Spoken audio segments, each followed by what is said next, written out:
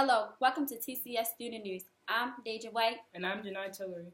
First up, an update on the French presidential election. In the first round of election, Emmanuel Macron came in the first with 24% of the vote, while Marine Le Pen came in second with 21.3% of the vote. In an effort to gain more votes, Le Pen has to step down as a leader of her party, Far-Right Nation Front, to represent all French. Even though she claims to want to represent all French, the geography and sociology of Le Pen's support was similar to that of Donald Trump's. She won the working class vote, but she did poorly in gaining the vote of winners in France, urban, employed, well-educated, and pro-European. As of now, Le Pen's opponent, Macron, has a 30% higher approval rating than she does. Macron is expected to win the second round of elections on May 7th by gaining left-leaning voters from Haman and Mélenchon, as well as those leaning to the right, the vote. Failing in the first round, Macron will end up with 65% of the vote, winning him the second round and consequently the French presidential election.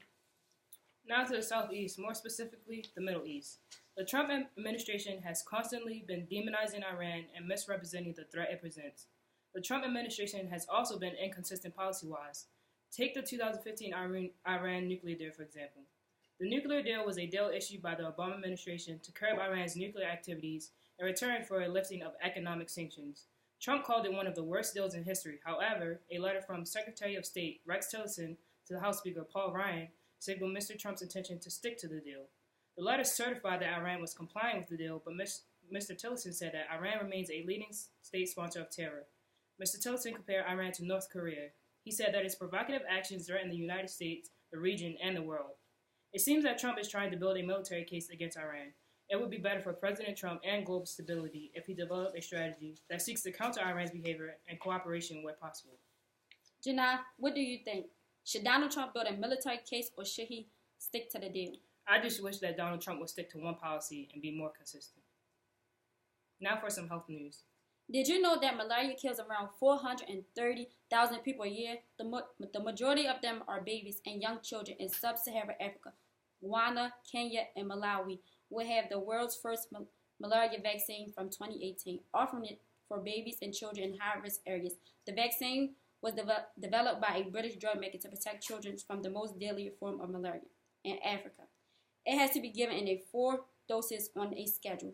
It will also assess the feasibility of developing the 4 doses needed and explore the vaccine's potential role in reducing the number of children killed by the disease.